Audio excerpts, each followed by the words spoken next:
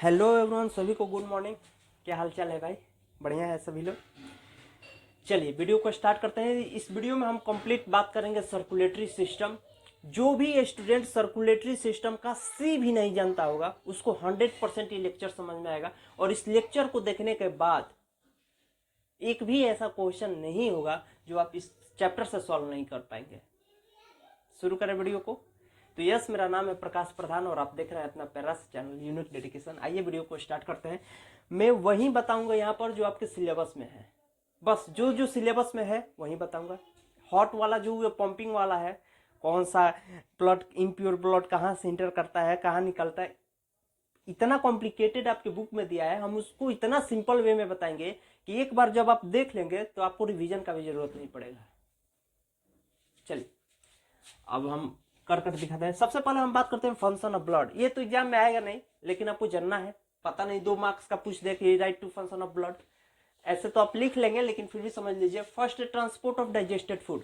जो हम खाना, देखिए हमारे अंदर, हमारे शरीर के अंदर बहुत सारे सिस्टम वर्क करते हैं। जैसे अभी तो हम पढ़े हैं सर्कुलेटरी सिस्टम, हमारे पास नर्वस सिस्टम भी है, हमारे पास डाइजेस्टिव सिस्टम भी है, हमारे पास रिस्पिरेटरी सिस्टम भी है, हमारे पास एक्सक्रेटरी सिस्टम भी है। लेकिन अभी हम क्या पढ़े? Circulatory system.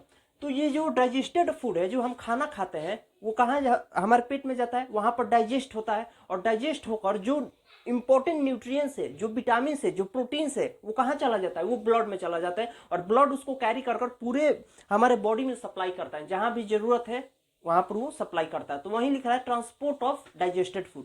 सेकेंड फंक्शन है ट्रांसपोर्ट ऑफ ऑक्सीजन। अभी हम आगे जब आपको फंक्शन बताएंगे, हार्ट कैसे ब्लड को पंप करता है, सप्लाई करता है, उसमें हम बताएंगे कि कैसे ऑक्सीजन को कैरी करता है ब्लड। ठीक है। Transport of CO2। ब्लड हमारे कार्बन डाइऑक्साइड को पूरे बॉडी से लाता है, फिर लंग्स को देता है और फिर हम बाहर निकालते हैं। आगे समझेंगे। Distribution of heat. हीट को ये मेंटेन रखता है। देखिए कोई भी चीज अगर मोशन में रहेगा तो उसमें हीट जनरेट होगा। जैसे मान लीजिए कि आपके दोनों हाथ है, ऐसे ऐसे कीजिए, यहाँ पर क्या हो रहा है? हीट जनरेट हो रहा है। हमारे अंदर जो ब्लड है वो भी तो मोशन में है। 120 के स्पीड से हमारे बीपी क्या होता है? ब्लड प्रेशर 120/80 होता है। तो 120 के मतलब स्पीड से जा रहा है और 80 के स्पीड से आ रहा है। 120 के स्पीड से हमारे जो ब्लड है, हॉट है, जो हमारा दिल है, वो पंप कर रहा है 120 के स्पीड से। अब मान लीजिए कि कोई गेंदा है, उसको आप दीवार पर ऐसे जोर से पटक के फेंक दिए दीवार की तरफ, तो जिस स्पीड से वो बॉल गया है उसी स्पीड से तो आएगा नहीं, थोड़ा उसका स्पीड धीमा हो जाएगा। तो ये जो हमारा हार्ट है, जो हमारा दिल है, वो पंप करेगा 120 के स्पीड में, और उधर से जो हमारे बॉडी में फिर से जो ब्लड आएगा वो 80 के स्पीड में आएगा। इसको आगे हम समझेंगे बहुत ईजी वे में। अभी हम क्या बता रहे थे? Distribution of heat. तो हमारे अंदर जो ब्लड है वो भी तो मूव कर रहा है, मोशन में है, तो वो भी मोशन में है, तो क्या हो गया? हीट को मेंटेन रखता है। हमारे बॉडी में ब्लड हीट को मेंटेन रखता है। फिफ्थ है ट्रांसपोर्ट ऑफ एक्सक्रेटरी मटेरियल। पूरा ब्लड जो भी एक्सक्रेटरी मटेरियल है वो लाकर किडनी को दे देगा, भैया लो आप समझो। अब किडनी क्या करेगा? उसमें से खोजेगा कौन कौन सा इंपॉर्टेंट चीज है। अच्छा विटामिन के है, आ जाओ भाई। विटामिन सी है, तू भी आ जा। ये काम का नहीं है, इसको बाहर निकाल देगा, उसको पुश कर देगा आगे की तरफ। ठीक है। तो ये क्या करता है? एक्सक्रेटरी मटेरियल को भी ट्रांसपोर्ट करता है। इसको इरेज करें, समझ में आया? फंक्शन ऑफ ब्लड लिख लेंगे, बहुत बढ़िया।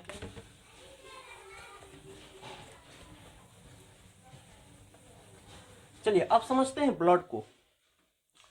ब्लड हमारे 2 भाग में बटा है। सिर्फ मान लीजिए कि ब्लड में सिर्फ खून नहीं है। ब्लड का मतलब क्या है? ब्लड 2 चीजों से मिलकर बना है। एक है प्लाज्मा, जो आपके 55 से 60% है ब्लड के। मान लीजिए कि ये ब्लड है, ये इस ग्लास में 1 गिलास खून है, ब्लड है। तो ये इस 1 गिलास खून में मान लीजिए कि ये 10 ml है। मान लेते हैं कि ये 10 ml है, इस गिलास में 10 ml खून है। तो इस 10 ml में 60% हमारा प्लाज्मा है। 60% हमारा क्या है? प्लाज्मा। और बचा हुआ 40 से 45% हमारा क्या है? कॉर्पल्स है, कॉर्पल्स। इसी को आपके बुक में सेलुलर एलिमेंट कर दिया है। Cellular element, cellular element. सेलिना का अगर आपके पास बुक होगा तो उसमें लिखा है सेलुलर एलिमेंट। इसी को हम लोग कॉर्पल्स बोलते हैं। कॉर्पल्स फर्दर डिवाइड हुआ है आरबीसी, डब्ल्यूबीसी और ब्लड प्लेटलेट्स। यही 3 मिलकर कॉर्पल्स बनाता है। नहीं आ रहा है? ब्लड हमारे 2 पार्ट में डिवाइड है। 55 से 60% हमारा ब्लड में प्लाज्मा है। ब्लड में 55 से 60%, इसको याद रखिए। प्लाज्मा कितना है? 55 से 60%। इतना कंफ्यूजन है तो सिर्फ 60 लिखे ना, हटाइए 55-60 क्या है, सॉरी, यहाँ पर लिखिए प्लाज्मा है 60%, ये है 40%, खत्म। प्लाज्मा है हमारे अंदर, बॉडी ब्लड के अंदर प्लाज्मा है 60% और कॉर्पल्स है 40%। कॉर्पल्स आपके बुक में सेलुलर एलिमेंट कर लिखा है कॉर्पल्स को ही। अब कॉर्पल्स 3 चीजों से मिलकर बना है, RBC, WBC, blood platelets. RBC को बोलते हैं, बायोलॉजिकल टर्म आरबीसी का है इरिथ्रोसाइट। इरिथ्रो का मतलब होता है रेड, इरिथ्रो का मतलब क्या होता है, रेड।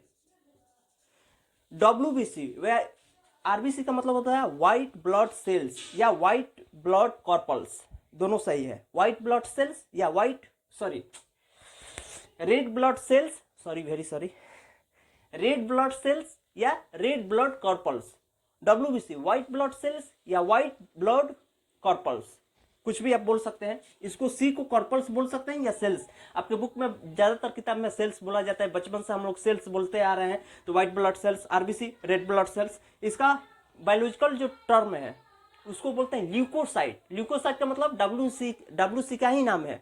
जैसे आपका नाम है घर का गोलू, स्कूल का नाम है अभिनव, आप एक ही है लेकिन अलग अलग जगह पर आपका अलग अलग नाम है। बायोलॉजिकल टर्म डब्ल्यूसी का ल्यूकोसाइट है। ल्यूको का मतलब होता है व्हाइट। ब्लड प्लेटलेट्स को थ्रोम्बोसाइट बोलते हैं। अभी तक हम क्या बताएं, ब्लड है, फंक्शन को हटा दीजिए, ब्लड है। ब्लड हमारा दो पार्ट को मिलकर बना है। 60% ब्लड में प्लाज्मा कंटेन है, 60% प्लाज्मा है, 40% कॉर्पल्स है। कॉर्पल्स को ही आपके बुक में सेलुलर एलिमेंट लिखा है, कॉर्पल्स को ही आपके बुक में सेलुलर एलिमेंट लिखा है। अब ये कॉर्पल्स 3 चीजों से मिलकर बना है, RBC, WBC, blood platelets. RBC, WBC, blood platelets. RBC को बोलते हैं रेड ब्लड सेल्स या इसी को बोलते हैं रेड ब्लड कॉर्पल्स। इसका बायोलॉजिकल नेम है इरिथ्रोसाइट, इरिथ्रो का मतलब होता है red. WBC white blood cells या व्हाइट ब्लड कॉर्पल्स, इसी को आपका बायोलॉजिकल टर्म में बोलते हैं ल्यूकोसाइट। ल्यूको का मतलब होता है white.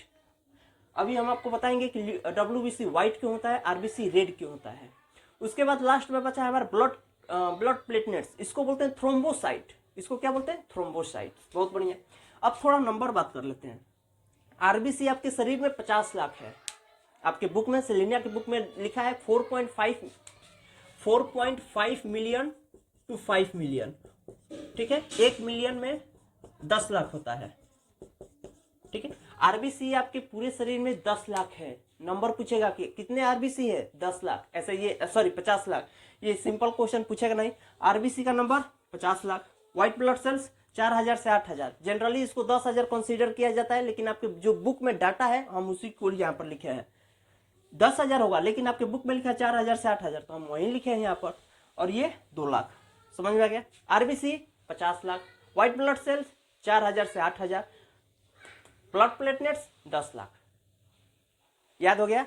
RBC 50 lakh, RBC 50 lakh, white blood sales 4000 से 8000, blood platelets 2 lakh. Life span मतलब जीवन अवधि, कौन कितने दिन तक रहता है। आरबीसी 120 दिन इसका जीवन रहता है। आरबीसी एक, मान लीजिए कि आज जन्म लिया, आरबीसी का एक फॉर्मेशन हो गया, फॉर्मेशन, मान लीजिए कि ये आरबीसी हुआ। आज अगर ये क्रिएट हुआ तो 120 दिन बाद ये खत्म हो जाएगा, डेड हो जाएगा। 4000 से 8000 हमारा ब्लड सेल्स होता है। 2 वीक इसका लाइफ स्पेन है। 3 से 5 दिन ब्लड प्लेटलेट्स का है। बोलिए यहाँ तक किसी को दिक्कत, यहाँ तक किसी को दिक्कत। एक बार फिर से रिकैप करें, आपको इसी वीडियो में सब याद होने जाना चाहिए भाई। ब्लड 2 चीज से मिलकर बना है, प्लाज्मा 60% और कॉर्पल्स 40%। अच्छा, प्लाज्मा में 2 चीज पाया जाता है, फिब्रोनोजिन और प्रोथ्रोम्बिन। ये ब्लड क्लॉटिंग में आपको समझाएंगे। फिब्रोनोजिन, प्लाज्मा में 2 चीज पाया जाता है, ये दोनों प्रोटीन है, फिब्रोनोजिन और प्रोथ्रोम्बिन। बस ये याद रखिए। एक चीज हमेशा याद रखिए, अगर ये प्लाज्मा से फिब्रोनोजिन हटा ले, ध्यान से, अगर हम इस प्लाज्मा में से फिब्रोनोजिन को हटा दे तो ये सीरम बन जाएगा। हाँ, क्या बोल दिए भैया। प्लाज्मा है 60%, उस प्लाज्मा में से ये फिब्रोनोजिन प्रोटीन को निकाल लेते हैं बाहर, जो बचा वो हमारा सीरम कहलाता है, ठीक है। कॉर्पल्स पता हो गया। RBC, WBC, blood platelets. RBC का एरिथ्रोसाइट, डब्ल्यूबीसी का बायोलॉजिकल नेम है ल्यूकोसाइट, ब्लड प्लेटलेट्स का थ्रोम्बोसाइट। इसका 50 लाख है नंबर, ये 4 से 8000 आता है। ये 2 लाख रहता है, ये 120 दिन तक रहता है, ये 2 वीक्स रहता है, ये 305 दिन रहता है। बनता कहाँ है, बनता कहाँ है आरबी। अच्छा, इसको हम डिटेल में अभी बात करते हैं। आरबीसी को डिटेल में, डब्ल्यूबीसी को डिटेल में और ब्लड प्लेटलेट्स को डिटेल में बात करते हैं। ये समझ में आ गया इतना। प्लाज्मा 60% रहता है, 40% फिब्रोनोजिन और प्रोथ्रोम्बिन। प्लाज्मा का 2 प्रोटीन है, लिख लीजिए, पर ये दोनों प्रोटीन है, प्लाज्मा का दोनों प्रोटीन है। अगर हम प्लाज्मा में से सिर्फ फिब्रोनोजिन को रिमूव कर लेते हैं तो ये सीरम कहलाएगा। अगर हम प्रोथ्रोम्बिन को रिमूव करते हैं तो ये प्लाज्मा ही कहलाएगा। ध्यान से, अगर हम प्रोथ्रोम्बिन को रिमूव करते हैं प्लाज्मा में से तब भी ये प्लाज्मा ही कहलाएगा। लेकिन अगर प्लाज्मा में से हम फिब्रोनोजिन को हटा लेते हैं तो ये सीरम कहलाएगा, प्लाज्मा नहीं कहलाएगा। ठीक है, इतना नोट कर ले। आगे देखते हैं डब्ल्यूबीसी, आरबीसी और ब्लड प्लेटलेट्स। आइए अब थोड़ा इसको डिटेल में देखते हैं। आरबीसी, आरबीसी का जितना लिखा है उतना इनफ है आपके लिए, बोर्ड के लिए। आरबीसी रेड ब्लड सेल्स, इसी को बोलते हैं इरिथ्रोसाइट। आपको तो याद हो गया होगा।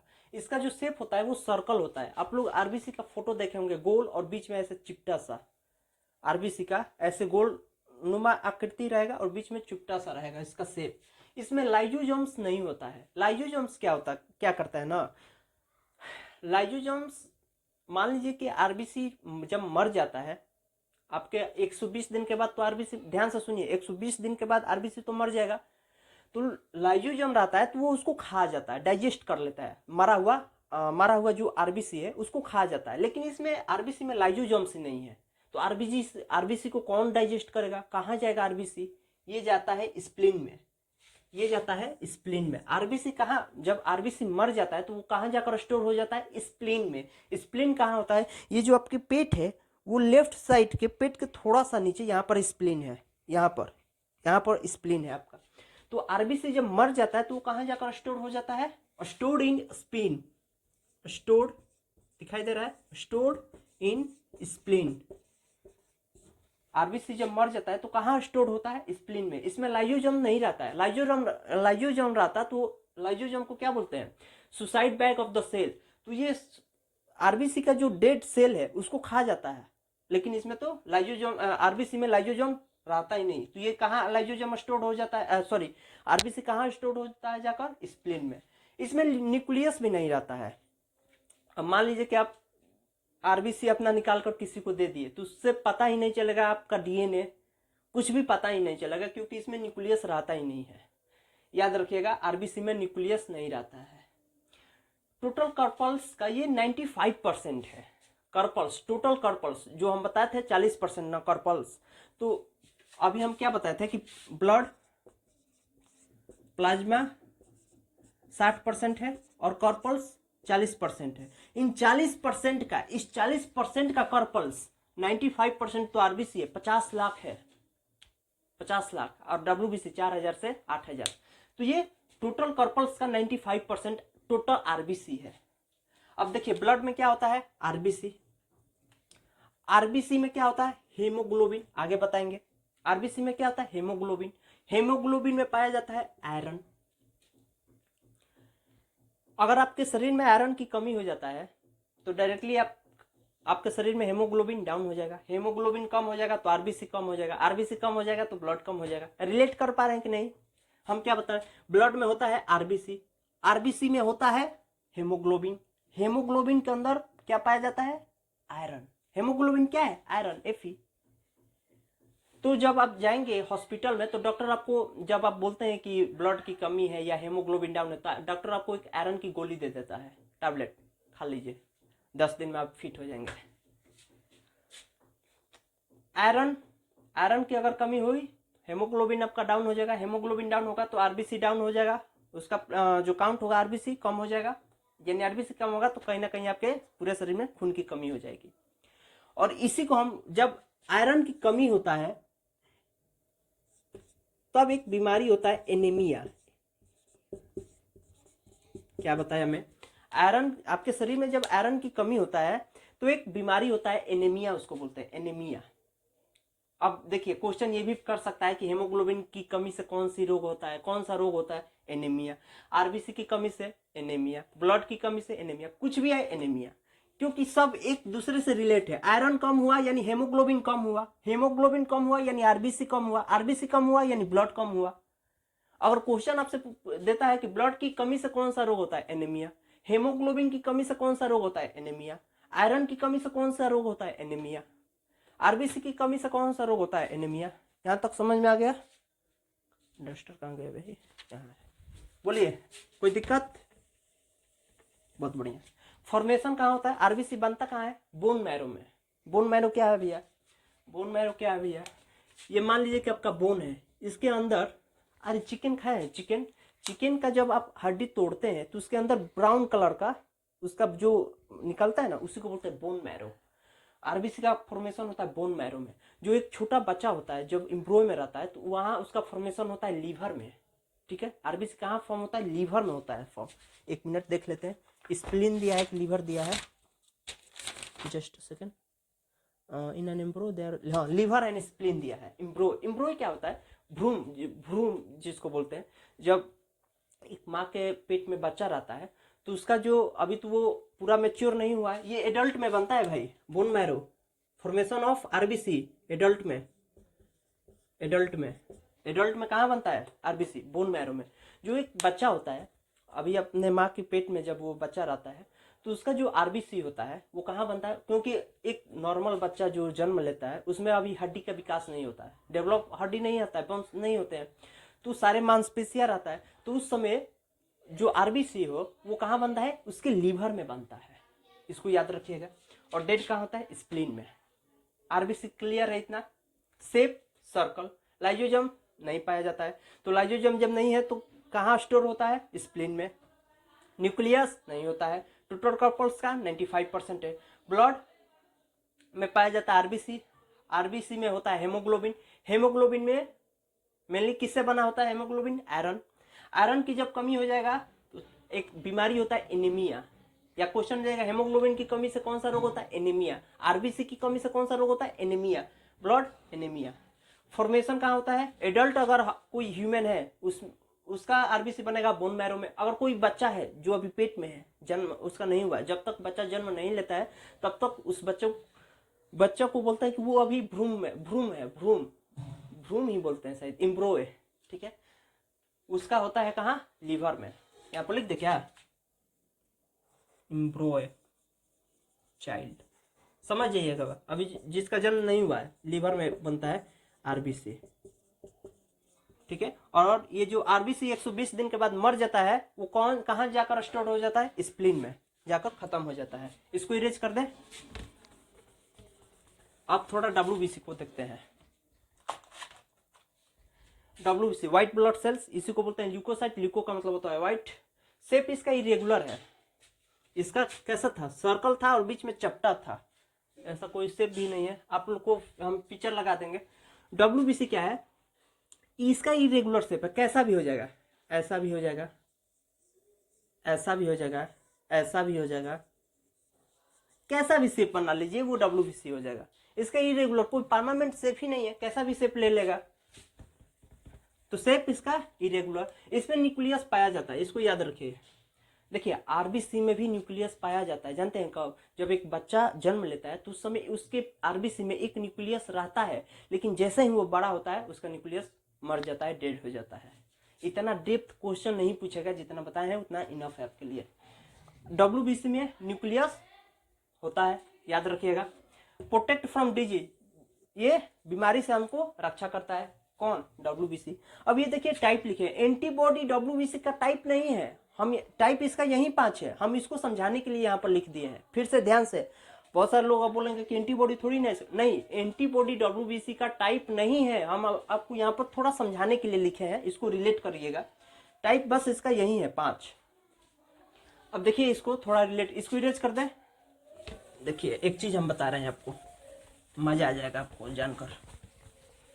जो एंटीबॉडी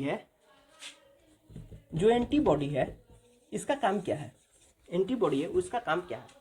जैसे ही आपके शरीर में कोई बैक्टीरिया इंटर करता है, अननोन बैक्टीरिया, जैसे बुखार का कोई बैक्टीरिया, मान लीजिए कि मुझे बुखार है, मेरे बगल में आप भी आ गए, हम खांसे, तो हमारा जो ड्रॉपलेट है आपके अंदर गया, तो जैसे ही आपके अंदर वो बैक्टीरिया गया एंटीबॉडी देखता रहता है पूरे बॉडी में, कोई नया तो नहीं है, देखते रहता है पूरे बॉडी में। जैसे ही उसको नया बैक्टीरिया दिखेगा वो जाकर इन्फॉर्म करेगा लिम्फोसाइट को। आपके बुक में क्या लिखा है पता है? लिखा है कि लिम्फोसाइट एंटीबॉडी को प्रोड्यूस करता है, लेकिन रियल में क्या है हम आपको बता रहे हैं। एंटीबॉडी क्या, जब आप नेट का प्रिपरेशन करेंगे तब ये आपको पढ़ना है। एंटीबॉडी क्या करता है? एंटीबॉडी का सिर्फ काम ये है कि वो जो नया अननोन आपके बॉडी में बैक्टीरिया उसको पहचानता है, देखता रहता है कोई आया तो नहीं, कोई आया तो नहीं। मान लीजिए कि आप दरवाजा पर खड़े हैं, देखते हैं अच्छा आप गेस्ट है शादी में, आइए आइए आइए, जो अननोन है उसको बाहर निकाल देंगे। तो ये एंटीबॉडी यही करता है, ये देखता रहता है कि कोई बैक्टीरिया, दूसरा बैक्टीरिया तो हमारे आपके शरीर में नहीं आ रहा है। जैसे ही आपके अंदर कोई एक बैक्टीरिया जो अननोन है, आपके शरीर के लिए खतरा है, जैसे ही वो इंटर किया, एंटीबॉडी जाकर बताता है लिम्फोसाइट को, लिम्फोसाइट को जाकर बोलता है लिम्फोसाइट उठ भाई, वो आ गया है, पता नहीं वो कहां से आ गया, वो कौन है, हमारे शरीर का वो नहीं है, दूसरा कोई है। लिम्फोसाइट अब जाता है और लिम्फोसाइट जाकर उसको मार देता है, उस बैक्टीरिया को। फिर से बता रहे हैं, उसको ध्यान से सुनिए, मजा आ रहा है, और जो बता रहे हैं 100% सही है। एंटीबॉडी का काम सिर्फ ये है कि आपके बॉडी में अननोन बैक्टीरिया को सर्च करना। जैसे ही ये सर्च कर लिया तो ये जाकर इन्फॉर्म करेगा लिम्फोसाइट को, और लिम्फोसाइट आकर उसको, इस बैक्टीरिया को मारेगा। मान लीजिए कि इस ऐसे समझिए, वीडियो के लेंथ पर मत जाइए, यहां से कुछ सीख कर जाइए। मान लीजिए कि ये हमारा अननोन बैक्टीरिया है, अननोन बैक्टीरिया है। इसको कौन पहचाना? इसको एंटीबॉडी ने पहचान लिया, देख लिया। अब ये एंटीबॉडी गया लिम्फोसाइट के पास, यार ये लिम्फोसाइट, ये तो एक अननोन बैक्टीरिया आ गया है हमारे शरीर में। ये जाकर एंटीबॉडी किसको इन्फॉर्म करेगा? लिम्फोसाइट को। अब ये लिम्फोसाइट जाएगा और इसको मार देगा। इसको क्या कर देगा? मार देगा, खत्म कर देगा। अब ये बताइए कि इसको जब खत्म कर देगा तो अब इसको डाइजेस्ट कौन करेगा? इसको तो मार कर वहीं पर, मान लीजिए कि हमको कोई मार कर गिरा दिया, तो मेरा बॉडी का क्या होगा? तो ये जो अननोन बैक्टीरिया है जिसको लिम्फोसाइट ने मार कर खत्म कर दिया, इसको अब डाइजेस्ट करेगा ये मोनोसाइट आएगा और इसको खत्म कर देगा, अपने अंदर निगल कर पचा लेगा, खत्म कर देगा इसको। समझ में आया? बेसिकली WBC में इसी दो का काम है, इसका मेनली कुछ काम ज्यादा है नहीं। न्यूट्रोफिल्स, इसिनोफिल्स, बेसोफिल्स काम का नहीं है, मेनली इसी दो का फंक्शन है। एंटीबॉडी क्या करता है? लिम्फोसाइट को बताता है कि अरे लिम्फोसाइट, हमारे बॉडी के अंदर कोई एक अननोन बैक्टीरिया है। लिम्फोसाइट जाता है, मार कर उसको गिरा देता है, और फिर जाकर बोलता है मोनोसाइट, जाकर उसको उठाकर दफना दो। ये मोनोसाइट क्या करता है? जाकर उसको डाइजेस्ट कर लेता है, और ये हुआ हमारा WBC। ये टाइप इसका नहीं है एंटीबॉडी का, हम इसलिए लिख दिए यहाँ, आपका हम काम बता दें कि एंटीबॉडी का काम क्या है। अभी हम जब ब्लड ग्रुप पढ़ेंगे वहां पर एंटीजन और एंटीबॉडी आपको समझाएंगे, ये समझ में आएगा। टाइप WBC का यही है, lymphocyte, monocyte, neutrocytes, eosinophils, basophils. Erase करो इसको, समझ में आया? इसको समझ लीजिए, ब्लड प्लेटलेट्स, अभी हम इसी को बता रहे हैं। ब्लड क्लॉटिंग अभी समझाएंगे इसके बाद। शेप इसका बाइकॉनकेव होता है, ठीक है, बाइकॉनकेव होता है। इसका इरेगुलर, उसका सर्कल, इसका बाइकॉनकेव। इसमें भी न्यूक्लियस नहीं होता है, ठीक है। ब्लड प्लेटलेट्स में भी हमारा न्यूक्लियस नहीं होता है। ये क्या करता है? शक्ति प्रदान करता है। ब्लड प्लेटलेट्स क्या होता है? शक्ति प्रदान करता है। जब आपको डेंगू होगा ना, तो डेंगू क्या करता है कि सबसे पहले आपका प्लेटलेट्स खत्म हो जाएगा, आप मतलब पूरा शरीर आपका वीक हो जाएगा, कहीं भी ऐसे गिर जाएंगे, चला भी नहीं जाएगा। प्लेटलेट्स क्या होगा? डाउन कर देगा, पूरा गिरा देता है नीचे। इसका संख्या कितना होना चाहिए? 2 लाख कर देगा, 40,000, 50,000, हालत आपका खराब। आप खड़े हैं, गिर गए, खड़े हैं, गिर गए। Gives energy, blood platelets gives energy, आपको शक्ति प्रदान करता है ब्लड प्लेटलेट्स। डेंगू मलेरिया में यही प्लेटलेट्स खत्म कर देता है, ठीक है। इरेज करें इसको, इसमें न्यूक्लियस नहीं होता है, इसमें न्यूक्लियस होता है, इसमें भी नहीं होता है। इरेज करें, समझ में आया? चलिए अब बात करते हैं, हम लोग देखते हैं ब्लड क्लॉटिंग कैसे होता है। ब्लड क्लॉटिंग को समझते हैं। सबसे पहले अभी हम आपको क्या बताएं, कॉर्पल्स में WBC होता है जिसको हम लोग बोलते हैं ल्यूकोसाइट, RBC होता है जिसको इरेथ्रोसाइट, और ब्लड प्लेटलेट्स होता है जिसको थ्रोम्बोसाइट बोलते थे। ब्लड प्लेटलेट्स का बायोलॉजिकल नेम थ्रोम्बोसाइट। मान लीजिए कि मेरा यहाँ पर कट गया, मान लेते हैं यहाँ पर कट गया, तो जब ये ब्लड कट जाएगा, यहाँ से जब खून निकलेगा, जब ये मेरा यहाँ कट जाएगा तो खून निकलेगा। खून में क्या होता है, प्लाज्मा रहता है, WBC होता है, RBC होता है, ब्लड प्लेटलेट्स होता है, सब बाहर आने लगेंगे। एक मिनट यहीं पर आपको ध्यान देना कि ये जो ब्लड प्लेटलेट्स जब बाहर आता है और जैसे ही वो हवा के कांटेक्ट में आएगा, जैसे ही ऑक्सीजन के कांटेक्ट में आएगा, थ्रोम्बोप्लास्टिन में कन्वर्ट हो जाता है। स्टेप नंबर 1 नहीं आया भैया, क्या बता रहे हैं आप? हम बता रहे हैं कि थ्रोम्बोसाइट मतलब blood platelets, blood platelets. Thrombocyte biological name है, ब्लड प्लेटलेट्स का बायोलॉजिकल नेम थ्रोम्बोसाइट। और जैसे ही थ्रोम्बोसाइट हवा के कांटेक्ट में आएगा, यानी ऑक्सीजन के कांटेक्ट में आएगा, ये थ्रोम्बोसाइट कन्वर्ट हो जाता है थ्रोम्बोप्लास्टिन में। किसमें कन्वर्ट हो जाएगा? थ्रोम्बोप्लास्टिन में कन्वर्ट हो जाएगा। अब ये थ्रोम्बोप्लास्टिन प्लाज्मा में से कैल्शियम आयन को, प्लाज्मा, थ्रोम्बोप्लास्टिन और कैल्शियम बहुत अच्छे दोस्त हैं। जैसे ही ये थ्रोम्बोप्लास्टिन बना, कैल्शियम आ जाता है, अरे भैया कब आए? अभी अभी आए हैं, वहां पर कट गया है ना, अभी अभी हम आए हैं। अच्छा, बहुत बहुत बढ़िया।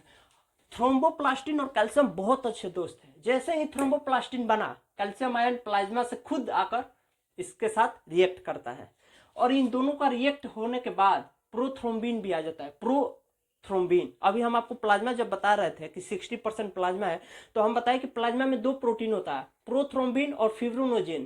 प्रोथ्रोम्बिन वहीं वाला है, प्लाज्मा से आ गया प्रोथ्रोम्बिन। ये थ्रोम्बोप्लास्टिन पता हो गया कैसे बना। थ्रोम्बोसाइट जब ऑक्सीजन से रिएक्ट किया तो थ्रोम्बोप्लास्टिन बन गया।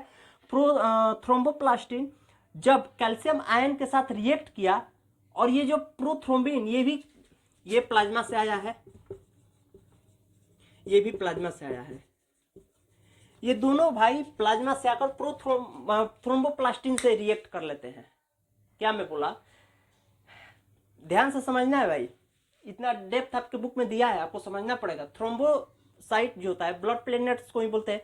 तो जब भी ब्लड प्लेटलेट्स हवा के कांटेक्ट में आएगा तो थ्रोम्बोप्लास्टिन बना लेता है। थ्रोम्बोप्लास्टिन अब क्या करता है कि जब थ्रोम्बोप्लास्टिन होता है तो कैल्शियम, जो वो प्लाज्मा होता है उसमें से कैल्शियम ऐसे देखते रहता है। अच्छा, अरे भाई थ्रोम्बोप्लास्टिन तुम कब बन गए? आओ आओ आओ। थ्रोम्बोप्लास्टिन, कैल्शियम आयन और ये तीनों क्या करते हैं? आपस में रिएक्ट कर लेते हैं। ये दोनों कहाँ रहते हैं? प्लाज्मा में रहते हैं। प्रोथ्रोम्बिन प्लाज्मा का एक प्रोटीन है, और कैल्शियम आयन, ये तीनों रिएक्ट करते हैं। थ्रोम्बोप्लास्टिन, कैल्शियम आयन और प्रोथ्रोम्बिन तीनों रिएक्ट कर बनाते हैं थ्रोम्बिन। ये हमारा एक्टिव हो जाता है, ये हमारा इनएक्टिव है, कुछ नहीं, बस चुपचाप ऐसे बैठे रहता है और देखते रहता है कब थ्रोम्बोप्लास्टिन बनेगा। जैसे ही थ्रोम्बोप्लास्टिन बना, सबसे पहले कैल्शियम आयन गया, और कैल्शियम इसको भी लेकर गया, हे कैल्शियम, क्या नाम है इसका? प्रोथ्रोम्बिन। तो कैल्शियम बोलोगे प्रोथ्रोम्बिन तुम भी चल चल चल चल, बना है, बना, हाँ बन गया, चलो चलो। तो ये दोनों क्या करेगा? दोनों जाएगा और बनाकर तीनों मिलकर क्या बन जाएगा? थ्रोम्बिन बन जाएगा। अब ये थ्रोम्बिन प्लाज्मा में से फिब्रिनोजेन को बुलाएगा। थ्रोम्बिन जब बन गया तो प्लाज्मा में से बोलेगा फिब्रिनोजेन आओ यार, तुम वहां पर बैठकर क्या कर रहा है, हम लोग यहाँ है, आओ आओ आओ।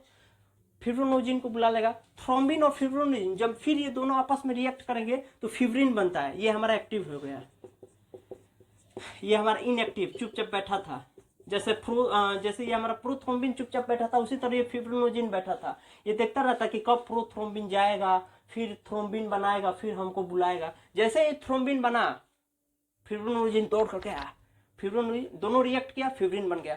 अब ये जो फिब्रिन बना है, ये फिब्रिन एक जालूनीमा आकृति बन गया, जाल की तरफ। मेस का मतलब जाल, ऐसे ऐसे बन गया, ऐसे जाली के टाइप के बन गया, ऐसे जाली टाइप का बन गया। फिब्रिन क्या बन गया? ऐसे जाली टाइप का बन गया। अब ऐसे जाली टाइप का बन गया, अंदर से blood, RBC, WBC, blood platelets अब इसी जाली में यहाँ पर क्या हो गया? फंस गए, ब्लॉक हो गए। अब जब ये WBC, RBC, ब्लड प्लेटलेट्स यहाँ पर ब्लॉक हो गए, तो अब पीछे से ब्लड ही नहीं आएगा। समझ में आ रहा है? ये फिब्रिनोजेन एक जालीनुमा आकृति बना लिया, तो अब इसी में WBC आकर फंस गया, RBC फंस गया, ब्लड प्लेटलेट्स फंस गया, यानी यहीं पर सब आकर फंस गया। अंदर से ब्लड बाहर जाएगा नहीं। ऊपर का जो क्लॉट बना है उसको थ्रोम्बस बोलते हैं। ऊपर जो ये क्या बोलते हैं? खोरोठी, उसको हम लोग थ्रोम्बस बोलते हैं। लास्ट में जो ये ब्लड क्लॉट हुआ तो एक खोरोठी बोलते हैं ना, खोरठी, इसको थ्रोम्बस बोलते हैं। Thrombus, thrombus, thrombus. ठीक है, यहां तक किसी को दिक्कत? किसी को दिक्कत नहीं? अच्छा, ये तो समझ में आ गया कि भैया ये सब मिलकर हमारे ब्लड को क्लॉट करते हैं। सभी को इतना क्लियर हो गया कि ये सभी मिलकर हमारे ब्लड को क्लॉट करते हैं। ब्लड क्लॉटिंग को आपके बुक में एक कोंगुलेशन भी दिया है। कोंगुलेशन मतलब ब्लड क्लॉटिंग।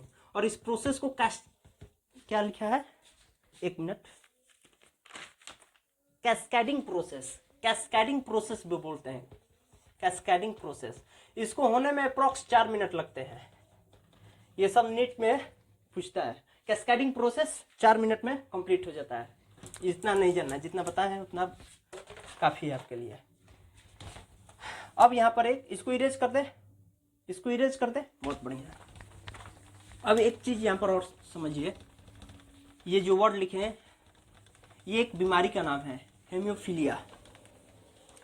अभी तक आप ये समझ गए होंगे कि सब मिलकर हमारे ब्लड को क्लॉट करते हैं। तो हमारे शरीर के अंदर अगर ब्लड क्लॉट हो गया तो सोचिए, अगर किसी प्रकार हमारे अंदर एयर चला गया, थ्रोम्बोसाइट ऑक्सीजन जैसे ही गया तो ऑक्सीजन तो जा रहा है भाई, हमारे अंदर ब्लड क्लॉट क्यों नहीं हो रहा है?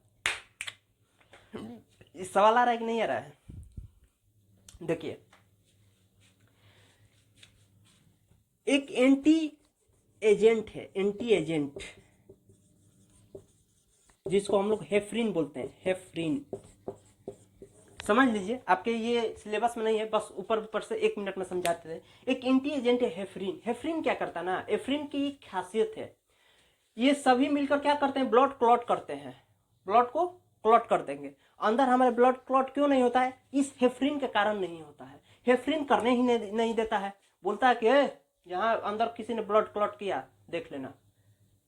अंदर ब्लड क्लॉट होता ही नहीं है। लेकिन इसकी एक खासियत है, जैसे ही इसको हवा लगेगा ये मर जाएगा, जैसे ही इसको ऑक्सीजन थोड़ा सा भी मिलेगा ये मर जाएगा। आप देखे होंगे कि जब डॉक्टर इंजेक्शन देता है तो उसमें का एयर निकालता है, जानते हैं, एयर ऐसे ऐसे करता है, फिर थोड़ा सा दवा भी बाहर निकाल देता है, ऐसे करता है, वो एयर बाहर निकलता है। वो जानता है कि अगर थोड़ा सा भी एयर अंदर गया तो हेफ्रिन वहां का मर जाएगा, और जब हेफ्रिन मर जाएगा ये सब मिलकर ब्लड को क्लॉट कर देंगे। और जब ब्लड अंदर नस में क्लॉट होता है तो उसको हेमरेज बोलते हैं। और ज्यादातर हमारे जो नस में ब्लड क्लॉट होते हैं वो ब्रेन के होते हैं, क्योंकि ब्रेन की नसें बहुत पतली होती है। तो जब ब्रेन की नसें पतली होती है तो यहाँ पर क्लॉट होता है, तो उसी को बोलते हैं ब्रेन हेमरेज हो गया, यानी नस फट जाता है। अब मान लीजिए कि पतला सा नस है, इसमें ब्लड जा रहा है और यहाँ पर ब्लॉक हो गया, तो ये तो भाई 120 के स्पीड में ऐसे मार रहा है, तो क्या करता है, नस को फाड़ देगा। तो ब्रेन हेमरेज उसी को बोलते हैं, ब्रेन हेमरेज हो गया। पानी चढ़ता है ना, पानी का बोतल, स्लाइन, तो अभी थोड़ी सी उसमें पानी रहता है, तभी आकर नर्स या डॉक्टर उसको बंद कर देता है। क्यों? क्योंकि जानता है कि अगर बंद नहीं किए, उधर उधर चले गए कहीं दूसरे तरफ, मतलब मेरा दिमाग भटक गया, तो इसका पूरा एयर शरीर में जाएगा और वो मर जाएगा। आपके शरीर में एयर नहीं जाना चाहिए। एयर कैसे भी आपके इंजेक्शन के थ्रू, मान लीजिए कि आपको डॉक्टर इंजेक्शन दे रहा है और कभी कभी फूल जाता है या कभी कभी बहुत दर्द होता है, तो डॉक्टर समझ जाता है कि इसके अंदर एयर चला गया है, तो वो क्या बोलेगा कैसे, ऐसे मल दो, ठीक हो जाएगा, ठीक हो जाएगा। जहाँ भी फूल रहा है तो समझिए कि गड़बड़ है, एयर जा रहा है अंदर। ठीक है, इतना आपको समझना नहीं था, बस आई होप कि आपको समझ में आएगा। एंटी एजेंट क्या होता है, हेफ्रिन होता है। हेफ्रिन क्या करता है, इनको क्लॉट करने ही नहीं देता है। आपके हेफ्रिन की एक मतलब डिमेरिट है कि जैसे ही इसको हवा मिलेगा ये मर जाएगा, इसीलिए इंजेक्शन देते समय डॉक्टर एयर को निकाल देता है। एक ऐसा समय आता है जब एंटी एजेंट जो हमारा हेफ्रिन है वो ज़्यादा एक्टिव हो जाता है, और ज़्यादा एक्टिव होता है तो जब ये हमारा कट जाता है तो यहाँ पर भी ब्लड क्लॉट नहीं होने देता है, और उस केस में हमारा हेमियोफीलिया नाम का एक बीमारी होता है। आपके बुक में दिया है, इसलिए हम इसको बता रहे थे। आपके बुक में ये दिया है हेमोफीलिया नाम का बीमारी। ये कब होता है, जब हेफ्रिन ज़्यादा एक्टिव हो जाता है, इसको क्लॉट ही नहीं करने देता है। आइए देखते हैं, ब्लड ग्रुप बहुत आसान है। प्लाज्मा, आरबीसी, वहां पर हम क्या बताए थे आपको, प्लाज्मा और कॉर्पल्स। तो यहाँ पर डब्ल्यूबीसी, ब्लड प्लेटलेट्स का काम नहीं है, सिर्फ आरबीसी का काम है, इसीलिए मैंने सिर्फ यहाँ पर आरबीसी लिया है। देखिए, प्लाज्मा में एक चीज पाया जाता है जिसको हम लोग बोलते हैं एंटीबॉडी, और एंटीबॉडी को डिनोट किया जाता है स्मॉल ए और स्मॉल बी से। एंटीबॉडी कहाँ पाया जाता है, प्लाज्मा। एंटीबॉडी कहाँ पाया जाता है, प्लाज्मा। इसको डिनोट कैसे करते हैं, स्मॉल ए और स्मॉल बी। यहाँ पर आइए, अभी ये सब पर ध्यान मत दीजिए। आरबीसी, आरबीसी के सरफेस पर मान लीजिए कि ये आरबीसी है, ये आरबीसी है, मान लेते हैं कि ये आरबीसी है, कि इसके सरफेस पर, इसके सतह पर एक प्रोटीन पाया जाता है जिसको हम लोग बोलते हैं एंटीजेन। क्या बोलते हैं इसको? एंटीजेन बोलते हैं। और इसको डिनोट करते हैं कैपिटल ए और कैपिटल बी से। इतना समझ में आया? इतना समझ में आया? यहां तक तो किसी को डाउट नहीं है। अब यही एंटीजेन ग्रुप का फॉर्मेशन करता है, group A, group B, group A B, group O. आपके बुक में दिया है A B O group system. ये कौन बनाया? एंटीजेन बनाया, यही ग्रुप का फॉर्मेशन किया भाई। प्लाज्मा एंटीबॉडी डिनोट स्मॉल ए स्मॉल बी। आरबीसी, आरबीसी के सतह पर एक प्रोटीन पाया जाता है, ये प्रोटीन है एंटीजेन, डिनोट करता है कैपिटल ए कैपिटल बी से। यही हमारा ग्रुप का फॉर्मेशन किया। आपके बुक में दिया है एबीयू ग्रुप सिस्टम। अब ये एबीयू ग्रुप सिस्टम क्या है इसको समझते हैं। देखिए एंटीबॉडी कुछ इस टाइप का होता है, लेकिन डायग्राम में मैंने सिर्फ इसका एक पार्ट ये लिया है, एक पार्ट ये, इतना नहीं लिया है, सिर्फ ये ऊपर का एक पार्ट लेकर आपको समझा रहे हैं। ग्रुप ए, अब ग्रुप ए को पहचानना बहुत आसान है, बहुत आसान है। आप उसका प्लाज्मा लीजिए और आरबीसी लीजिए, ठीक है। सबसे पहले आरबीसी लीजिए और आरबीसी में देखेंगे कि ये जो आरबीसी तो गोल होता है, सभी को पता है कि आरबीसी का शेप कैसा होता है? सर्कल होता है, गोल होता है, और उस ऊपर से थोड़ा चिपटा होता है। आरबीसी लिए, और आरबीसी को जब आप ऐसे तो आप आंख से देख नहीं सकते, जब उसको माइक्रोस्कोप से देखेंगे तो आरबीसी के ऊपर एक ऐसे ट्राइंगल शेप का आपको आकृतिक शेप दिखेगा, ऐसे ट्राइंगल टाइप का। अब ये देखिए ए हम कैसे लिखते हैं? ऐसे, इसी तरह की ये आकृति ए हम इसी तरह लिखते हैं, ऐसे बीच में ऐसे लाइन ड्रॉ करते हैं। ऐसे भी हम लिखेंगे तो पूछेंगे कि ये क्या है, तो ए है, इसीलिए यहां पर हम इसको ट्राइंगल शेप, क्या है ये? ट्राइंगल शेप का ये भी है। याद कैसे रखेंगे? ए टाइप का है, ए हम इसी तरह लिखते हैं, इसीलिए इस ग्रुप को बोलेंगे ग्रुप ए। ग्रुप ए हम आपको ऐसे डायग्राम बना दिए और ऐसे ऐसे कर दिए और पूछे कि ये कौन सा ग्रुप है, तो ग्रुप ए। कैसे पहचान में है? ये खुद दिखाई दे रहा है भाई, ऐसे बना रहा है आकृति, ये ए हो गया, ग्रुप ए हो गया। अच्छा, एंटीबॉडी को देखते हैं थोड़ा। एंटीबॉडी को देखिए, ये ग्रुप ए रहेगा तो इसके साथ एंटीबॉडी बी रहेगा, माइंड में घुसा लीजिए, अपने डाल लीजिए। एंटीबॉडी अगर ए है, ग्रुप बी रहेगा। यहां पर ग्रुप ए है तो एंटीबॉडी बी रहेगा। ग्रुप बी है, अब बी कैसे देखिए? आरबीसी लिए, आरबीसी तो सर्कल है, लेकिन उसके ऊपर ये जो कर्व के टाइप के बी हम कैसे लिखते हैं? ऐसे। तो ये बी, अरे भाई बी हम ऐसे ही ना लिखते हैं, इसको इरेज करते हैं। ये जो आकृति है ये, तो ये हमारा ग्रुप बी हो गया, ये हमारा ग्रुप बी हो गया भाई। इसको कलर कर दीजिए, ये हमारा ग्रुप बी हो गया। समझ में आ रहा है? और हम आपको बताएं कि ग्रुप बी के साथ हमारा एंटीबॉडी क्या आएगा? ए आएगा। अभी हम ये जो बनाए हैं इसको अभी हम एक्सप्लेन करते हैं। बस अब ये समझते चलिए। अगर हम आपको ऐसे बना कर दे और ऐसे, तो आप बता देंगे कि ये कौन सा ग्रुप है? Group B. बहुत बढ़िया। अगर हम ऐसे कर दें तो आप समझ जाएंगे कि ये कौन सा ग्रुप है? Group A. अच्छा, ग्रुप ए बी, यानी ग्रुप ए भी आ गया और ग्रुप बी भी आ गया, A B, group A B, A B, A B, A B, ये हमारा ग्रुप ए बी हो गया। और आप ध्यान से देखेंगे तो ग्रुप ए बी में कोई भी एंटीबॉडी नहीं है, इसमें कोई भी एंटीबॉडी नहीं है। क्यों नहीं एंटीबॉडी है, अभी हम आपको बताते हैं। यहां पर ए क्यों है, यहां पर बी क्यों है, यहां पर एंटीबॉडी ए क्यों नहीं हुआ, यहां पर एंटीबॉडी बी क्यों नहीं हुआ, सब अभी बता रहे हैं। सारा डाउट आपका क्लियर हो जाएगा भाई।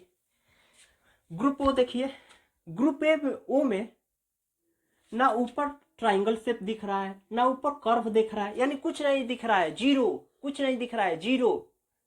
जीरो को हम लोग यहां पर बोल दिए ओ ग्रुप। यहां पर क्या हो गया? O group. तो यहां पर दोनों एंटीबॉडी है, एंटीबॉडी ए भी है, एंटीबॉडी बी भी है। यहां पर दोनों दिखाई दे रहा था तो एक भी एंटीबॉडी नहीं, यहां पर कुछ भी नहीं दिखाई दे रहा तो दोनों एंटीबॉडी। अब इसका रीजन क्या है? What are the reason behind it? इसके पीछे का कारण है भाई। अब ये देखिए, ये हमारा ग्रुप ए है, ग्रुप ए है। अब आपका मन में ये डाउट आ रहा है कि यहाँ पर अगर हम एंटीबॉडी, इसको इरेज करें, एंटीबॉडी अगर हम ए बना देते हैं, अगर एंटीबॉडी हम ए बना देते हैं, कैसे बनाया था, ऐसे, बहुत बढ़िया, ये एंटीबॉडी ए। आप सोचिए ये जो इसका ट्रायंगल वाला पार्ट है, इसके एंटीबॉडी में जाकर ये फंस नहीं जाएगा ऐसे, इसके गोला वाला ये जो पार्ट है ये दोनों आपस में फंस नहीं जाएगा, आपस में फंस नहीं जाएगा। और जब आपस में फंस जाएगा तो ब्लड का सर्कुलेशन ही नहीं होगा, ब्लड फ्लो ही नहीं करेगा, वहीं पर ऐसे क्लॉट हो जाएगा। इसीलिए आपने देखा होगा कि जो जिसका ब्लड ग्रुप ए है उसका पूरा चेक किया जाता है, कोई भी ब्लड ग्रुप किसी को नहीं देगा, फिर ब्लड खत्म हो जाएगा, जम जाएगा, आदमी मर जाएगा। समझ में आ रहा है? यहाँ पर एंटीबॉडी ए नहीं होगा, क्यों नहीं होगा?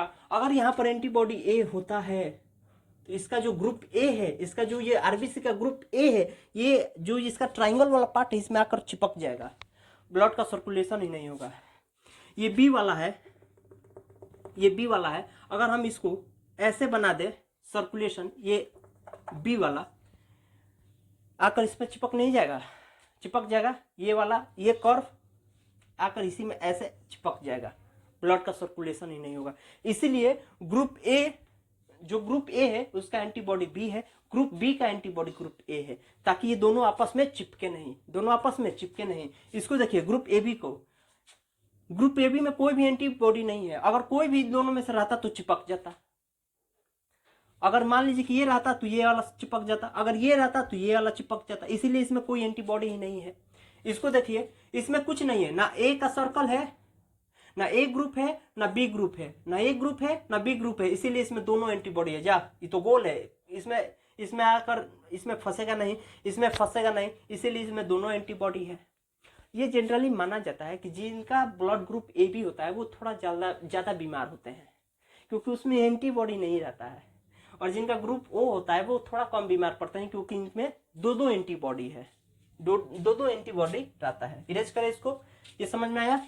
अगर मैं आपसे इसको इरेज करूं, इसी को बोलते हैं ABO system, ABO, ABO, A group A, group B, group A B, group O, ABO system. इसको इरेज करें। अगर मैं आपसे सवाल पूछूं, बताओ भाई ये कौन सा ग्रुप है, आप खटाक से बताएंगे ये तो भैया ग्रुप ए है। अगर मैं आपसे पूछूं कि बताओ भाई ये कौन सा ग्रुप है, आप खटाक से आंसर बताएंगे कि भैया ये तो ग्रुप बी है। अगर मैं आपसे पूछूं बताओ भाई ये कौन सा ग्रुप है, आप बताएंगे ये तो ग्रुप ओ है। अगर मैं आपसे पूछूं कि बताओ भाई ये कौन सा ग्रुप है, आप खटाक से आंसर बताएंगे कि अरे भैया ये तो ग्रुप ए बी है। इतना तो आपके माइंड में क्लियर हो गया। अब ये A B negative, O positive, O negative, ये सब क्या माजरा है, इसका क्या चक्कर है भाई, इसको समझते हैं। इसको इरेज करें। ये पॉजिटिव निगेटिव वाला थोड़ा चक्कर देख लेते हैं। इसको आरएच फैक्टर बोलते हैं। आरएच फैक्टर का फुल फॉर्म होता है रिसस फैक्टर। ये जो वीनर नाम के एक साइंटिस्ट थे उन्होंने ये सब किए। रिसस फैक्टर, रिसस का मतलब क्या होता है? रिसस एक मंकी है। हम लोग के तरफ जो मंकी मिलते हैं, जो बंदर मिलते हैं, उन्हीं बंदर का बायोलॉजिकल नेम है रिसस। ठीक है, तो रिसस मंकी होते हैं। अच्छा, हम आपसे पूछेंगे, ये सब अभी छोड़ दीजिए, आपसे हम पूछेंगे कि ये कौन सा ग्रुप है, सभी लोग बताएंगे कि ये ग्रुप ए है। बहुत बढ़िया। तो जो विनर साइंटिस्ट थे उन्होंने बंदर का, रिसस मंकी का ब्लड निकाला, और ब्लड का जो आरबीसी, इनका जो आरबीसी है, उनको माइक्रोस्कोप में देखा तो उनको एक मतलब अलग सा चीज दिखा। ये तो सब दिख रहा था, इसके अलावा इस पर एक ऐसा शेप बना था, ऐसा। ये जो रिसस मंकी है उनके ग्रुप ए का जो ऐसा शेप बना था, ये तो सभी को पता है कि ये ग्रुप ए हो गया। लेकिन ये क्या है भाई, ये क्या है?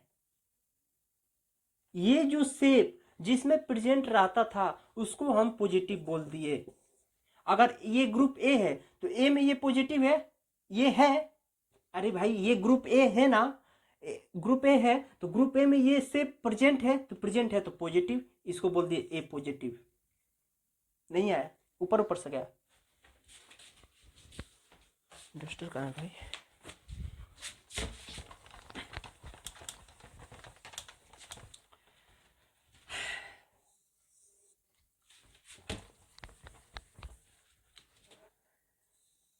देखा हजारों दफा आपको, फिर बेकरार कैसी। गाला बैठ गया है बोलते बोलते। संभाले संभलता नहीं ये दिल, कुछ आप में बात ऐसी है। देखिए, हम पूछेंगे कि कौन सा ग्रुप है, आप खटाक से आंसर बताएंगे कि ये तो ग्रुप ए है। हम बोलेंगे बहुत बढ़िया। ये कौन सा ग्रुप है? ग्रुप बी है। क्या बात है भाई, आप लोग तो सीख गए यार, बहुत बढ़िया। अब ये जो रिसर्च मंकी है, वीना नाम का साइंटिस्ट अब मंकी का सैंपल निकाला और देखा कि यार इन लोग का ब्लड सैंपल में कुछ अजीब सा हमको दिखाई दे रहा है। सिर्फ बहुत सारे मंकी का उन्होंने ब्लड सैंपल लिया। अब उन्होंने देखा कि ये ग्रुप ए, हम लोग के ह्यूमन में ये ग्रुप ए है। इन्होंने सैंपल जब निकाला तो उन्होंने माइक्रोस्कोप के नीचे उस ब्लड ग्रुप का सैंपल को रखा, तो उन्होंने देखा कि यहाँ पर तो भैया एक ऐसा शेप दिखाई दे रहा है, एक ऐसा भी शेप दिखाई दे रहा है, यानी इस ट्राइंगल के बीच में भी एक ऐसा शेप मौजूद है। किसी में मौजूद था, किसी में नहीं है। अब मान लीजिए कि ये भी कोई एक ग्रुप है, ए है, इसमें मौजूद नहीं है, इसमें मौजूद है। तो जिसमें मौजूद है, जिसमें प्रेजेंट है, उसको बोल दिए पॉजिटिव। हमको कोरोना हो गया, यानी कोरोना के बैक्टीरिया वायरस हमारे अंदर क्या है, प्रेजेंट है, तो हम कोरोना पॉजिटिव हो गए। अगर नहीं है, हमारा कोरोना वायरस हमारे अंदर नहीं है, तो हम निगेटिव हो जाए। बायोलॉजी के टर्म में जो प्रेजेंट है उसको हम लोग पॉजिटिव बोलते हैं, जो अब्सेंट है उसको निगेटिव बोलते हैं। ठीक है, हमारे अंदर वायरल फीवर का वो जो बैक्टीरिया है वो प्रेजेंट है, यानी हम पॉजिटिव है, नहीं है तो निगेटिव है। तो ये जो शेप है ये प्रेजेंट है, ग्रुप ए में प्रेजेंट है, तो इसको हम क्या बोलेंगे, ए पॉजिटिव। इसमें प्रेजेंट नहीं है तो हम इसको क्या बोलेंगे, ए निगेटिव। ये बी है तो बी में एब्सेंट है तो इसको बोलेंगे बी निगेटिव, बी निगेटिव। और बना लेते हैं इसको कुछ। देखा हजारों दफा आपको, फिर बेकरारी कैसी है। समझ में आया? संभाले संभलता नहीं ये दिल, कुछ बात। ये देखिए, ओ निगेटिव हमारा यूनिवर्सल डोनर है, यूनिवर्सल डोनर, याद रखिएगा भैया। और ए बी पॉजिटिव हमारा यूनिवर्सल रिसेप्ट है, यूनिवर्सल रिसेप्टर है, रिसेप्टर। किसी को ब्लड दे दो भैया हम ले लेंगे, और वो वाला किसी को दे दो भैया हम दे देंगे।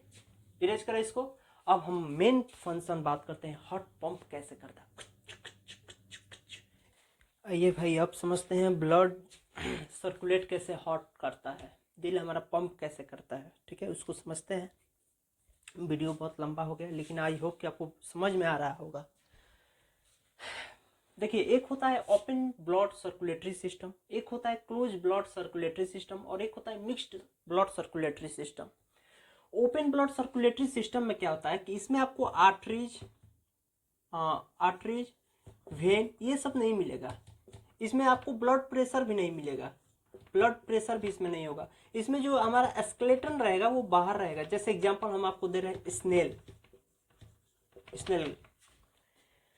जो ओपन ब्लड, इसी तरह पूरे शरीर में खून रहेगा। उसमें कोई ये नहीं कि कोई हार्ट पंप कर रहा है, जा रहा है आ रहा है, कोई प्रेशर है, कुछ नहीं। उसमें ना नस है, ना आर्टरीज है, ना उसमें कोई प्रेशर है। उसका जो स्केलेटन है, जैसे हमारा स्केलेटन शरीर के अंदर है, लेकिन ओपन ब्लड सर्कुलेटरी सिस्टम में जो स्केलेटन रहेगा वो बाहर रहता है। एक है close blood circulatory system, example human, इसका जस्ट अपोजिट। जैसे ह्यूमंस, इसमें आर्टरीज भी रहेगा, इसमें वेन्स भी रहेगा, इसमें प्रेशर भी रहेगा, इसका जो स्केलेटन रहेगा वो शरीर के अंदर रहेगा। एक है मिक्स्ड ब्लड सर्कुलेटरी सिस्टम, मतलब आधे में क्लोज सर्कुलेटरी है और आधे में ओपन सर्कुलेटरी है। फॉर एग्जांपल फिश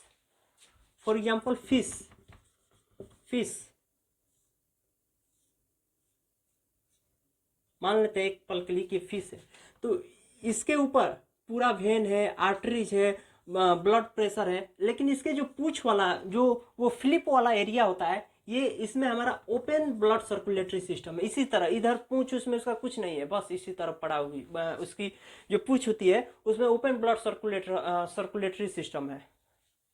ठीक है, ये समझ में आ गया। ओपन ब्लड, क्लोज, मिक्स्ड, ये सब समझ में आ गया। अच्छा,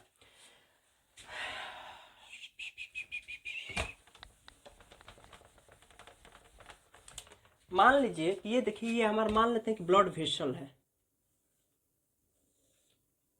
ठीक है, ये हमारा नस है या कोई ब्लड वेसल्स है। ठीक है, इसके अंदर ये जो स्पेस आपको दिखाई दे रहा है, इस स्पेस को हम लोग बोलते हैं ल्यूमेन। इस स्पेस को हम लोग क्या बोलते हैं? ल्यूमेन। इसी में जाकर हमारा कोलेस्ट्रॉल वगैरह जम जाता है। ये जो एरिया है, यहाँ पर आकर कोलेस्ट्रॉल हमारा जम जाता है, ऐसे ऐसे दोनों साइड में ऐसे कोलेस्ट्रॉल जम जाता है। तो ये बताइए कि पहले इतना एरिया था, अब इतना इसका ये कोलेस्ट्रॉल जम गया, ये तो इसका एरिया डिक्रीज हो गया कि नहीं हो गया? तो जितने भी मोटे आदमी है उनका ये जो ब्लड वेसल्स का जो गैप है, जो लंबाई है, वो कम हो जाता है।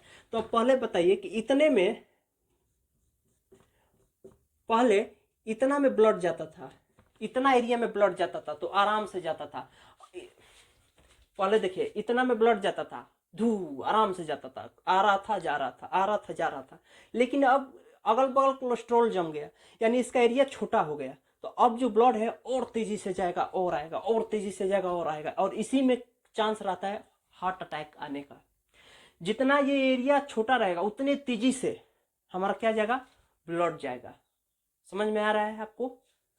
ये जितने भी मोटे आदमी होते हैं उनका ये जो नस होता है वो दबने लगता है, पतला होता है, और उतना ही स्पीड से ब्लड जाएगा आएगा, जाएगा आएगा, जाएगा आएगा।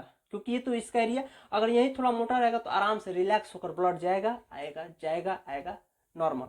लेकिन ये अगर पतला हो गया तो तेजी से जाएगा आएगा, तेजी से, इसमें ब्लड, इसमें हार्ट अटैक आने का खतरा होता है। तो जितने मोटे आदमी होते हैं उनका हार्ट अटैक आने का खतरा ज्यादा होता है एज कम्पेयर टू जो थोड़े पतले आदमी है।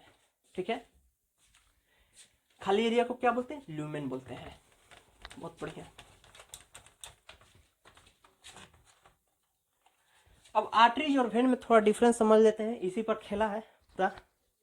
इसके बाद हम हार्ट को बनाएंगे, कैसे बनाया जाता है बताएंगे आपको। आर्टरीज और ये वेन, देखिए आर्टरीज का काम क्या है ना, आर्टरीज और वेन पहले होता क्या है। आर्टरीज मान लीजिए कि बड़ा पाइप हो गया, ठीक है, और ये वेन छोटा पाइप हो गया, बस ऐसे समझिए। वेन का बड़ा रूप यानी इसका बड़ा फॉर्म, आर्टरीज ये हो गया बड़ा वाला पाइप, और वेन इसका छोटा वाला पाइप को वेन बोलती है। आर्टरीज क्या करता है? हृदय से, आपके दिल से खून पूरे शरीर में पहुंचाता है। आर्टरीज का काम क्या है? ब्लड को ब्लड को हार्ट से पूरे बॉडी में सप्लाई करना आर्टरीज का काम है। इसका जो प्रेशर होता है वो 120 का होता है, ऐसे पूरा 120 की स्पीड से पूरा अपना जो ब्लड सप्लाई करता है वो 120 की स्पीड से करता है। ये बहुत गहराई में होता है। ये जो वेन देखेंगे ना, नस, ये नस, ये देखिए नस, ये आपको दिखाई दे रहा है, लेकिन ये जो आर्टरी है वो बहुत डीप गहराई में है, वो आपको दिखाई नहीं देगा। जो प्योर आर्टरीज क्या करता है? प्योर ब्लड को सप्लाई करता है। प्योर ब्लड का मतलब उसमें ऑक्सीजन रहता है, उसको ऑक्सीजनेटेड ब्लड भी कहते हैं। लेकिन यहाँ पे एक थोड़ा सा एक्सेप्शनल आपको याद रखना है कि जो पुल्मोनरी आर्टरी है वो इम्प्योर ब्लड को कंडक्ट करती है, इम्प्योर ब्लड को क्या करती है? कैरी करती है। क्यों करती है आगे बताएंगे आपको, ये एक्सेप्शनल नहीं है, कॉन्सेप्ट है, आगे पढ़ना है आपको। बताइए यहाँ किसी को दिक्कत? आर्टरीज में किसी को दिक्कत? आर्टरीज क्या करता है? हार्ट से पूरे बॉडी में ब्लड को सप्लाई करता है। किस स्पीड से? 120 की स्पीड से, यानी इसका प्रेशर ज्यादा है। कहाँ रहता है? डेप्थ में रहता है। प्योर ब्लड को सप्लाई करता है। जो ये ब्लड सप्लाई करता है वो कैसा ब्लड होता है? प्योर कि impure? Pure blood. Pure blood का मतलब ऑक्सीजनेटेड ब्लड।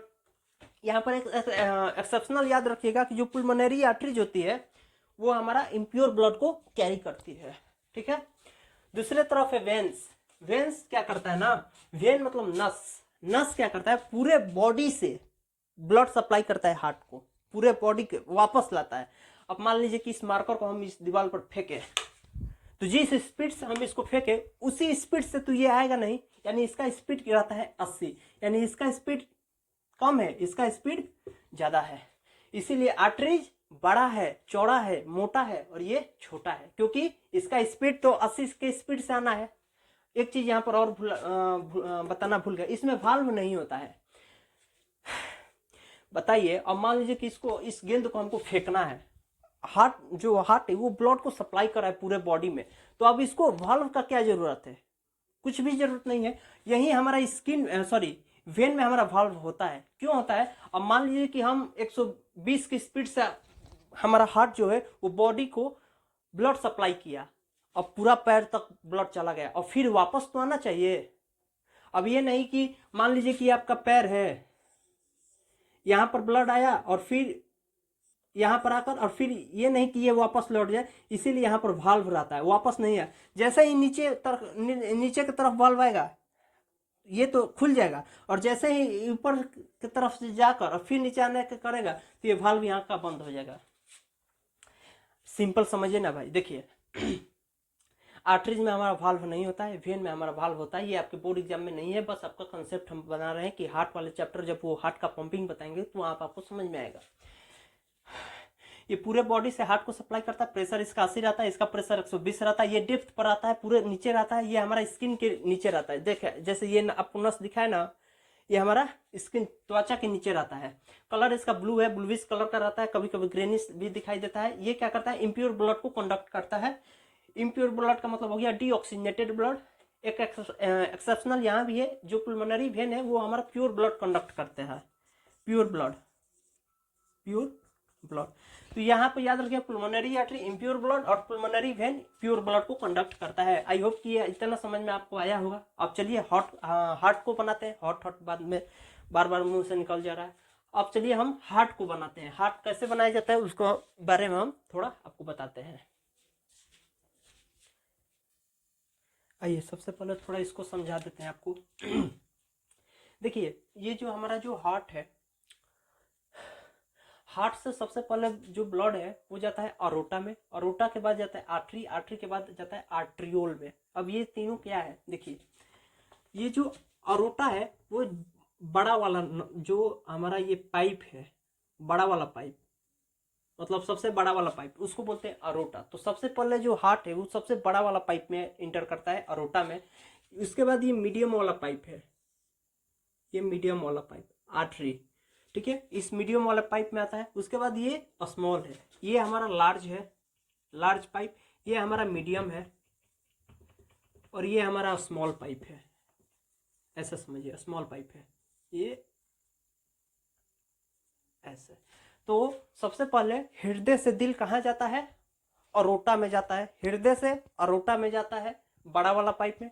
अरोटा के बाद आर्टरी में जाता है। अरोटा से ये छोटा पाइप है यानी मीडियम है, और उसी सबसे छोटा है आर्ट्रियोल। तो सबसे पहले अरोटा, अरोटा से आर्टरी, आर्टरी से एट्रियोल, और आर्ट्रियोल के बाद कैपिलरी में जाता है। कैपिलरी वो छोटा छोटा एकदम, वो जो बारीक नहीं होता, जो आंख का पतला पतला नस है, जो ब्रेन का पतला पतला नस, ये जो त्वचा का पतला पतला नस है, इसमें आकर मिल जाता है। क्लियर है? सबसे पहले हार्ट से अरोटा, अरोटा क्या है? हमारा बड़ा वाला पाइप, बहुत बड़ा होता है, इसमें जाता है सबसे पहले ब्लड आपका। उसके बाद आर्टरीज में इंटर करता है, आर्टरीज के बाद आर्ट्रियोल में, उसके बाद कैपिलरीज में मिल जाता है। अब यहाँ पर पूरा सप्लाई करता है त्वचा में, आंख के जो पतले पतले नस है, ब्रेन के पतले पतले, उधर सगरे उधर चारों तरफ हमारा क्या करता है? ऑक्सीजन को सप्लाई करता है, और फिर वापस से कार्बन डाइऑक्साइड को लेता है, और कार्बन ऑक्साइड को लेकर वेनलेट में जाता है, सबसे पतला वेनलेट में, और वेनलेट्स के बाद फिर वेन में आता है, फिर वेन से वेना कावा में आता है, फिर हार्ट को दे देता है। बीच में लंग्स का भी फंक्शन है, लेकिन हम आपको सिंपल डायग्राम के थ्रू ये बता रहे हैं। वेनलेट सबसे स्मॉल वाला जो नस है उसको यहाँ पर बोल दिया वेनलेट। वेन थोड़ा वेनलेट से बड़ा होता है, वेन ऐसे ऐसा समझिए। वाना कावा ये थोड़ा बड़ा होता है, ठीक है। इधर से ये क्या लेकर जाएंगे? CO2 लेकर जाएंगे, ठीक है। इधर से ये क्या लेकर आ रहे हैं? O2 लेकर आ रहे हैं, O2। समझ में आ रहा है? सिंपल बताने के लिए, समझाने के लिए। अभी हम डायग्राम बनाकर आपको बताएंगे कौन क्या क्या है, टेंशन नहीं लेना है। ये समझ में आया? हार्ट से अरोटा में जाता है सबसे पहले, अरोटा के बाद आर्टरी में, आर्टरी के बाद एट्रियोल में, उसके बाद कैपिलरीज में O2 सप्लाई कर देता है, और फिर वहां से CO2 लेकर वेनलेट में जाता है, वेनलेट के बाद वेन में, वेन के बाद वेना कावा, वेना कावा के बाद हार्ट। ठीक है, डस्टर कहाँ रख देते हैं। एक चीज और समझ लीजिए चेम्बर के बारे में।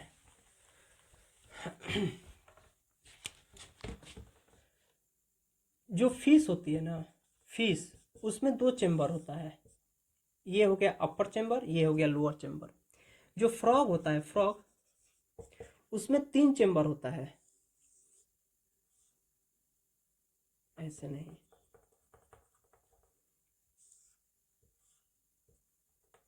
अपर चेम्बर और ये लोअर चेम्बर। और जो ह्यूमन होते हैं उनमें 4 चेम्बर होता है, अपर चेम्बर और ये लोअर चेम्बर। ठीक है, फिश में 2 चेम्बर होता है, फ्रॉग वगैरह में 3 चेम्बर होता है और ह्यूमन में 4 चेम्बर होता है। ठीक है, तो हमारे हृदय का भी 4 चेम्बर है, हमारे हृदय का भी 4 चेम्बर है, 4 चेम्बर है। हार्ट का कितना चेम्बर है? 4, 2 ऊपर 2 नीचे, तो एक को बोलते हैं अपर चेम्बर और एक को बोलते हैं लोअर चेम्बर। इसको बोलेंगे अपर चेम्बर, जो ऊपर है उसको बोलेंगे अपर चेम्बर और इसको बोलेंगे लोअर चेम्बर।